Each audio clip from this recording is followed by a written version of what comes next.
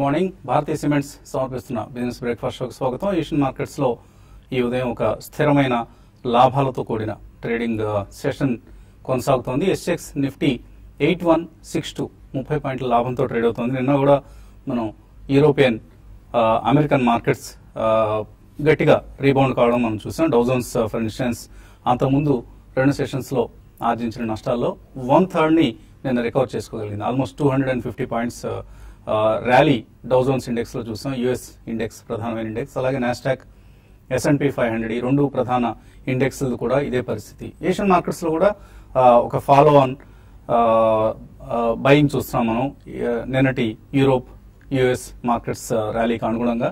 So Asian markets అన్ని కూడా almost positive గా ట్రేడ్ అవుతున్న సమయం ఇది. బ్రెంట్ క్రూడ్ మళ్ళీ $49 సమీపానికి వచ్చింది. సో ఇవాల్టి ర్యాలీకి కొంత ఊతం ఇచ్చేది క్రూడ్ ప్రైసెస్ అని కూడా మనం చెప్పుకోవచ్చు. క్రూడ్ ప్రైసెస్ లో మళ్ళీ నైమెక్స్, బ్రెంట్ రెండు కూడా ఆల్మోస్ట్ 3% అంతకుముందు క్లోజింగ్ మీద రికవర్ కావడం చూస్తున్నాం. సో ఈ నేపథ్యంలో నికీ ఆల్మోస్ట్ 220 పాయింట్స్ పెరిగింది అండ్ ఎస్ఎక్స్ నిఫ్టీ 8162 దగ్గర ట్రేడ్ అవుతోంది. సో బ్రెక్సిట్ ఆందోళనలు కొద్దిగా సర్దుమణిగాయి ప్రస్తుతానికి. అంటే బ్రెక్సిట్ అనేది అదేదో ఒక రోజు 2 రోజుల్లో వచ్చి వెళ్ళిపోయే ఈవెంట్ కాదు. ఇది 1 డే ఈవెంటో 1 వీక్ ఈవెంటో లేకపోతే ఒక 2-3 నెలల పాటు ఉండే ఈవెంటో కాదు. ఇది 2 years ఈవెంట్ ఇది. సో వచ్చే ఏడాది 2 ఏళ్ల పాటు రకరకాల వార్తలు మనం వింటూ ఉంటాం. ప్రత్యేకించి యూరో జోన్కి సంబంధించి యూరోపియన్ యూనియన్ దేశాల మధ్య రకరకాల లుకలుకలు వెలువడుతూ ఉంటాయి. మనకు చీలికలు వస్తూ ఉంటాయి. ఒక్కొక్క దేశం మేము వెళ్ళిపోతామని బెదిరిస్తూ ఉంటుంది. ఇటువంటి రకరకాల అంశాలు. ఎందుకంటే ఖచ్చితంగా Brexit is a concern for the world markets. Brexit అనేది ఇదేదో టీ కప్లో తుఫాన్ లాంటి సంఘటన కాదు. సో వరల్డ్ ఎకానమీస్ ని కొంత కుదిపివేసే ఒక పరిణామం. సో అయితే luckily no nervousness, no gloom and doom. ప్రస్తుతానికి మార్కెట్స్ లో మనకు అటువంటివి అంతగా కనపడలేదు. ఒక 2 రోజులు మాత్రం మార్కెట్స్ నిరాశపడ్డాయి, వణికిపోయాయి. ఇన్ఫాక్ట్ ఒక రోజు ఫ్రైడే రోజు అయితే చాలా తీవ్రమైన నష్టాలు మనం చూసాం. బ్లాక్ ఫ్రైడే చూసాం. బట్ తర్వాత మండే నుంచి కొంత స్థిరత్వం పాదుకోవడం ప్రారంభమైంది. మన మార్కెట్స్ లో కూడా మనం నిన్న ధోరణి గమనించాం. So it's a difficult market, complex market. ఇదేదో చాలా ఈజీగా ఇది ఇలా జరుగుతుంది అంటూ మనం తేల్చి చెప్పగలిగే మార్కెట్స్ కావు. ఎప్పటికప్పుడు పాజిటివ్ నెగిటివ్ న్యూస్ వస్తుంటాయి. మార్కెట్స్ పెరిగిన రోజుల్లో అందరం హుషారుగా ఉంటాం, తగ్గిన రోజంతా మనం డిసప్పాయింటెడ్ గా నిరాశలో కృంగిపోతూ ఉంటాం. సో అటువంటి మార్కెట్స్ లో ఉన్నాం ప్రస్తుతం మనం. మేబీ జస్ట్ ఒక బ్రేకింగ్ న్యూస్ వస్తుంది, మళ్ళీ చెప్పడం మర్చిపోతాను. జూలై 11 నుంచి L&T ఇన్ఫోటెక్ IPO ప్రారంభం కాబోతుంది. మరొక IPO కూడా మార్కెట్స్ లో ఇవాళ ఓపెన్ అవుతుంది. ఆ విశేషాల తర్వాత చెప్పుకుందాం. సో మన మార్కెట్స్ విషయానికి వస్తే F&O ఎక్స్పైరీ సమీపిస్తోంది. రేపే F&O expiry. So June series మనకు ముగియబోతోంది F&Oకి సంబంధించి. సో లాస్ట్ హాఫ్ అంటే second half of June, first half బాగానే ఉంది. సెకండ్ హాఫ్ లో మనకు రకరకాల బ్రెక్సిట్ ఆందోళన మార్కెట్ లో ప్రవేశించి అంతకుముందు ర్యాలీ ఏదైతే మనం చూసాం అదంతా కూడా తుడిచిపెట్టుకోవడం చూసాం. అండ్ నిఫ్టీ 7900 8200 రేంజ్ లో కదలాడే అవకాశం మనకు కనిపిస్తోంది. సో ఎస్ఎక్స్ నిఫ్టీ ట్రెండ్ బట్టి చూస్తే మనకి ఎక్స్పైరీ బహుశా 8200 సమీపంలో మనకు ఎక్స్పైరీ జరిగే అవకాశం కనిపిస్తోంది.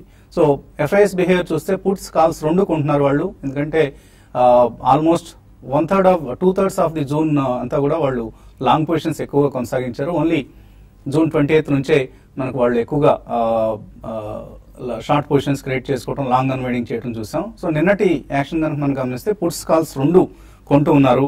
అండ్ ఇప్పుడు మనకు ప్రధానంగా కనిపిస్తున్న మరొక story domestic versus global. So global business చేసే కంపెనీల కంటే కూడా డొమెస్టిక్ బిజినెస్ కి ప్రాధాన్యం ఇచ్చి కేవలం భారత్ మీదే ఆధారపడే బిజినెస్ స్టాక్స్ కి మనం మార్కెట్స్ లో ఎక్కువ వాల్యుయేషన్ రావడం చూసాం. ఇవే గ్లోబల్ అన్సర్టెనిటీని అవుట్ పెర్ఫార్మ్ చేశాయి. ఆల్మోస్ట్ మనకు స్మాల్ అండ్ మిడ్ క్యాప్స్ లో ఈ అవకాశాలు ఎక్కువగా కనిపించాయి. మనకి ఎస్కార్ట్స్ కావచ్చు, బజాజ్ ఫిన్సర్వ్ కావచ్చు, ఇటువంటి స్టాక్స్ అన్ని కూడా చాలా చాలా అవుట్ పెర్ఫార్మ్ చేయడం చూసాం లాస్ట్ ఫ్యూ సెషన్స్ లో. ఎందుకంటే ఇవన్నీ కూడా డొమెస్టిక్ మార్కెట్స్ మీద, డొమెస్టిక్ ఎకానమీ మీద డిపెండ్ అయిన companies. Unlike IT companies or pharma companies. వాళ్ళు ఐటీ నిన్న కూడా మనం ఆల్మోస్ట్ TCS, ఇన్ఫోసిస్, ఇటువంటి ఈవెన్ టాటా మోటార్స్ లాంటి స్టాక్స్ అన్ని కూడా 65 to 70% డెలివరీ బేస్డ్ సెల్లింగ్ చూసాం ఈ స్టాక్స్ లో. అండ్ నిన్నటి ఇండెక్స్ మూవ్మెంట్స్ చూస్తే మనం ఐటీసీ 4% పెరిగితే TCS 4% తగ్గింది. అలాగే హిందుస్థాన్ యూనిలీవర్, సిమెంట్ స్టాక్స్ ఇవన్నీ పెరగడం చూసాం. ఇవన్నీ కూడా ఇండియన్ ఎకానమీ మీద డిపెండ్ అయిన స్టాక్స్. సో మనం ఇక్కడ క్లియర్గా అర్థం చేసుకోవాలి, కొంతకాలం పాటు ఈ ట్రెండ్ కొనసాగబోతోంది. So especially short to medium term investors depend on the domestic economy related stocks. అది అగ్రోకెమికల్స్ కావచ్చు, షుగర్ స్టాక్స్ కావచ్చు, ఇందాక మనం అనుకున్న ఎస్కార్ట్స్ లాంటి స్టాక్స్ కావచ్చు, కన్సంప్షన్ స్టాక్స్. వాళ్ళ కేంద్ర కేబినెట్ మీటింగ్ జరగబోతుంది. ఇందులో 7th పే కమిషన్ రికమెండేషన్స్ ని ఆమోదించబోతున్నారు. సో 2017 నుంచి, అంటే జనవరి 2017 నుంచి బహుశా 7th పే కమిషన్ రికమెండేషన్స్ అమల్లోకి వస్తాయి. సో అప్పటి నుంచి కూడా ఎక్కువ డొమెస్టిక్ కన్జంప్షన్ కి ప్రాధాన్యం పెరుగుతుంది. ఆయా కంపెనీల ఎర్నింగ్స్ పెరుగుతాయి కాబట్టి ఆయా స్టాక్స్ లో మనం ప్రైస్ ర్యాలీస్, ప్రైస్ మూవ్మెంట్స్ చూస్తాం. సింఫనీలు, టైటాన్లు, Jubilant foods or Just Dial, ఇటువంటి స్టాక్స్ అన్ని, వోల్టాస్లు ఆర్ బ్లూ స్టార్, ఇటువంటి స్టాక్స్ అన్నిటికీ కూడా చాలా చక్కటి డిమాండ్ వస్తుంది. గోడ్రేజ్ కన్స్యూమర్, ఇటువంటి స్టాక్స్ కి. సో ఆ స్టాక్స్ ని మనం ఎంపిక చేసుకుని పెట్టుకుంటే top picks amid tough times అంటూ కొన్ని బ్రోకింగ్ కంపెనీస్ రికమెండ్ చేస్తున్నాయి. For instance DCM Shriram it's one of the leading companies in the sugar sector. అలాగే అమర్ రాజా బ్యాటరీస్, సో ఈ కంపెనీకి ఇప్పుడు టార్గెట్ ప్రైస్ 1050 చెప్తున్నారు. అలాగే Jamna auto, Force Motors and Satin Credit Care, Bajaj Finserv, Rallis India, ITC, Century plywood, Inox Leisure or Repco Home Finance, పదే పదే మనం అనుకుంటున్న స్టాక్ ఇది, GAIL, City Union Bank, Astral polytechnic, Power Grid, even Karnataka bank లాంటి banking stocks. ఇటువంటివి మనకు రాబోయే రోజుల్లో అవుట్ పర్ఫార్మ్ చేస్తాయి డెఫినెట్లీ ఇతర స్టాక్స్ కంటే కూడా. సో కేర్ఫుల్ గా స్టాక్ సెలెక్షన్ చేసుకోండి and domestic economy related stocks కి ఇంపార్టెన్స్ ఇవ్వండి. ఇది ఈ ఉదయం మనం డిస్కస్ చేస్తున్నాం. సో ఇక మార్కెట్స్ పరిస్థితి గురించి మాట్లాడేందుకు ఇవాళ జగన్నాథన్ గారు ఫిజికల్ గా మనకు స్టూడియోకి రాలేకపోయారు. ఆయన టెలిఫోన్ లైన్ లో సిద్ధంగా ఉన్నారు. అలాగే రాజేంద్ర గారు స్టూడియోలో ఉన్నారు. ముందుగా జగన్నాథన్ గారు గుడ్ మార్నింగ్ అండి. Good morning. సో ఎటువంటి ట్రెండ్ మీరు ఎక్స్పెక్ట్ చేస్తున్నారు? ఇవాళ కొంత మనకు ఓపెనింగ్ లాభాలతో కూడిన ఓపెనింగ్ కనిపిస్తోంది. సో బ్రెక్సిట్ ఆందోళనలు కొద్దిగా సద్దుమణుగుతున్నాయి. ఇక్కడ నుంచి మళ్ళీ మాన్సూన్స్ కావచ్చు ఆర్ ఇతర డొమెస్టిక్ రిలేటెడ్ ఇష్యూస్ డామినేట్ చేస్తాయని అనుకుంటున్నారా, లేదా గ్లోబల్ అన్సర్టెనిటీ మార్కెట్స్ మీద ఇంపాక్ట్ చూపిస్తుంది అనుకుంటున్నారా? ఇవాళ రేపు ఎఫ్ఎన్ఓ రిలేటెడ్ యాక్టివిటీని ఎక్కువ ప్రభావితం చూసే అనిపిస్తుందండి. అంటే ఓవరాల్ గా మార్కెట్ ఒక రేంజ్ బౌండ్ లోనే ఉన్న రేంజ్ బౌండ్ లోనే కొద్దిగా వొలటైల్ గా ఉండే ఛాన్స్ ఉంటుంది. సో రేపు ఎక్స్పైరీ వరకునే ఉంటుంది. Trend clear trend probably Friday నుంచి, అంటే ఒకసారి ఎక్స్పైరీ అయిపోయిన తర్వాత కొత్త ఎక్స్పైరీ మొదలైన తర్వాత మనకి క్లియర్ ట్రెండ్ కనిపించే అవకాశం ఉందండి.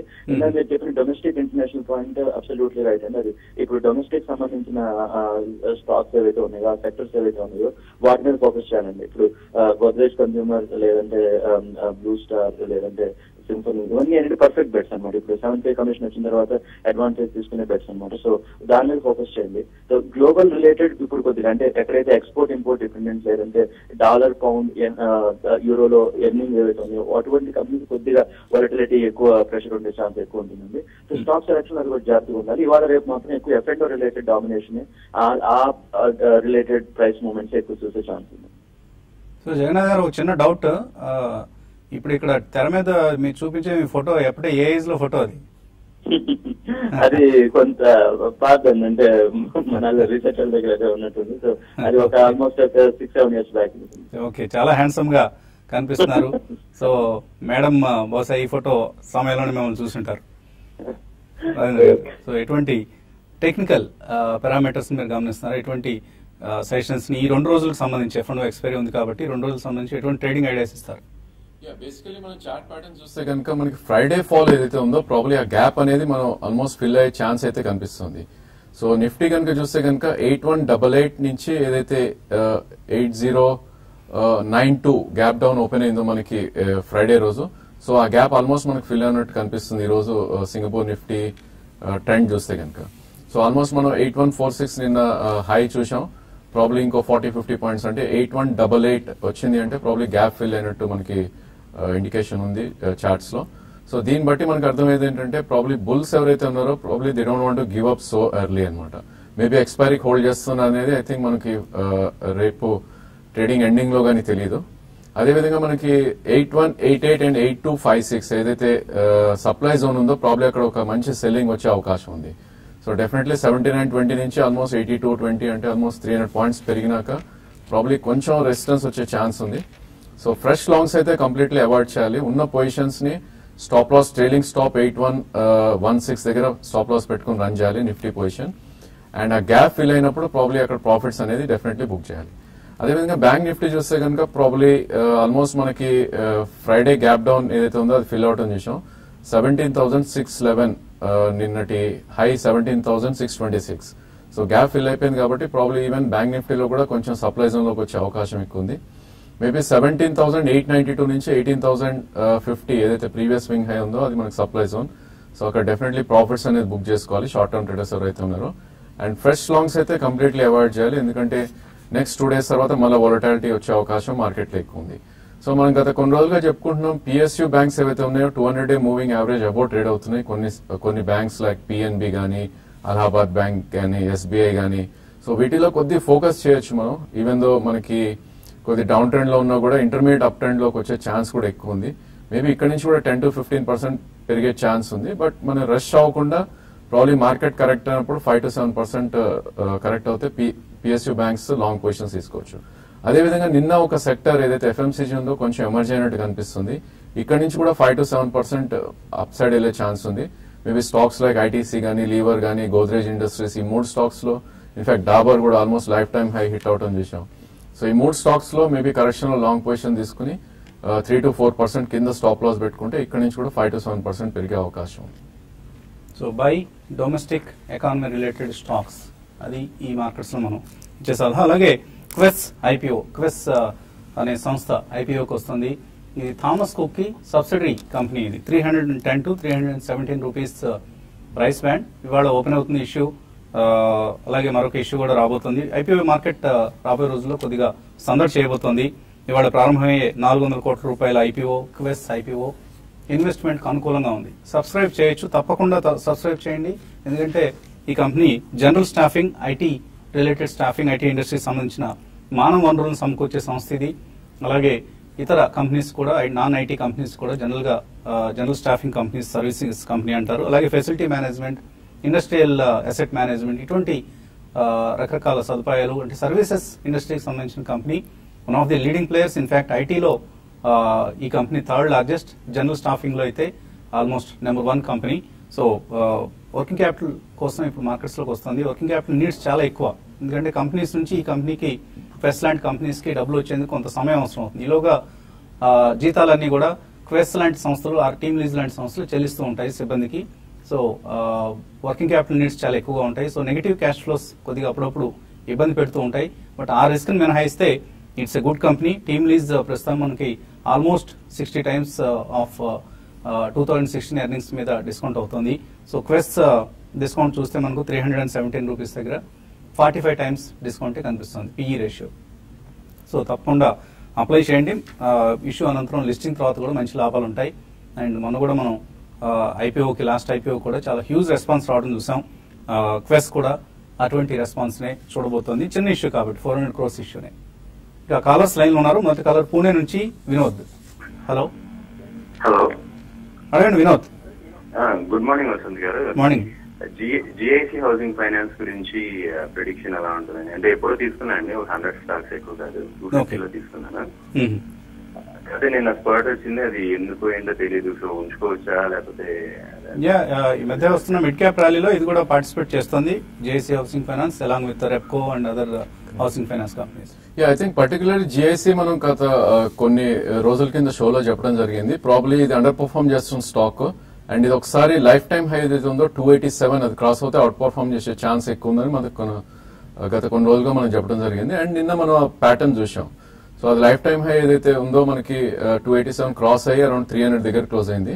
And with huge volume. So దీని యావరేజ్ మనకి 70,000 80,000 అయ్యే వాల్యూమ్ నిన్న 8 lakhs, close to 8 lakhs and volume అయింది. కాబట్టి ప్రాబ్లీ ఇది ఒక మేజర్ బ్రేక్అవుట్ అని చెప్పొచ్చు. మేబీ మీ దగ్గర ఉన్న స్టాక్ ఉంచండి. ఇక్కడ నుంచి కూడా ఒక 30 to 40% in the next 1 to 2 years పెరిగే ఛాన్స్ ఉంది. ఇంకా యాడ్ చేసుకోవచ్చా? ప్రాబ్లీ డిప్స్ లో యాడ్ చేయొచ్చు. మనకి జనరల్ ఇలాంటి బ్రేక్అవుట్స్ వచ్చినప్పుడు 20-day మూవింగ్ యావరేజ్ అయితే షార్ట్ టర్మ్ సపోర్ట్ ఉంటుందో అరౌండ్ 280 285 వస్తే కనుక డెఫినెట్లీ యాడ్ చేయొచ్చు. ఇక్కడ నుంచి 30% up side next 1 to 1.5 year ఉండే ఛాన్స్ ఎక్కువ ఉంది. So that is about GIC housing finance. తప్పకుండా మీ దగ్గర ఉన్న షేర్లను హోల్డ్ చేయండి, మంచి లాభాలు ఉంటాయి. ఇక మరిన్ని కాల్స్ అలాగే మెయిల్స్ తీసుకున్నాను. కాసేపు ప్రకటనలు.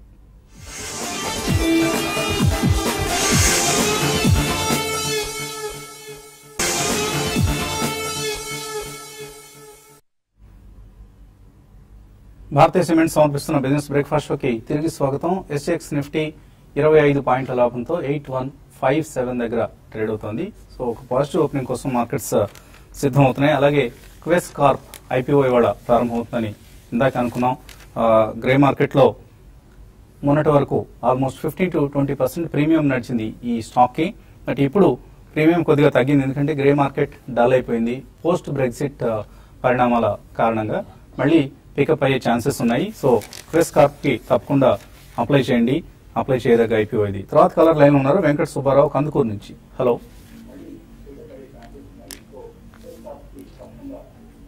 సుబ్బారావు గారు, అడగండి. నమస్తే సార్. నమస్తే అండి, అడగండి. నాది డిఎంఆర్ జీవికే ఉంది సార్. డిఎంఆర్ జీవికే ల్యాంకో వీళ్ళకి వచ్చినాయండి సార్. చాలా రోజులు వెయిట్ చేశాను సార్. అంటే అసలు ముందుగా అసలు ఈ స్టాక్స్ లో మీరు ఎంటర్ కావడమే తప్పు. చిన్న స్టాక్స్ కదా, మన రాష్ట్రానికి చెందిన స్టాక్స్ కదా అని ఎక్కువ మంది ఈ స్టాక్స్ లో ఇన్వెస్ట్ చేస్తున్నారు. వాళ్ళందరికీ కూడా ఇప్పుడు తీరని నష్టాలు మిగిల్చిన స్టాక్స్ ఇవి. ఏదైనా రిలీఫ్ ర్యాలీ లాంటివి ఏమైనా ఈ స్టాక్స్ లో కనిపిస్తుంది ఛాన్స్? ఐ డోంట్ థింక్ అండి. ప్రాబ్లీ మార్కెట్స్ కొద్దిగా రికవర్ అయినా కూడా ఐ థింక్ వర్స్ట్ కేస్ లో వస్తే కనుక మేబీ 50 to 60%, అంటే 12 రూపీస్ ఉన్న జిఎంఆర్ 18-19 దాకా. అదే జీవీకే కూడా ఎట్ పార్ కానీ ల్యాంకో ఇలాంటి స్టాక్స్ ఐ థింక్ డెట్ ఉన్నంత కాలం ఈ స్టాక్స్ అయితే కంప్లీట్లీ అవాయిడ్ చేయాలి.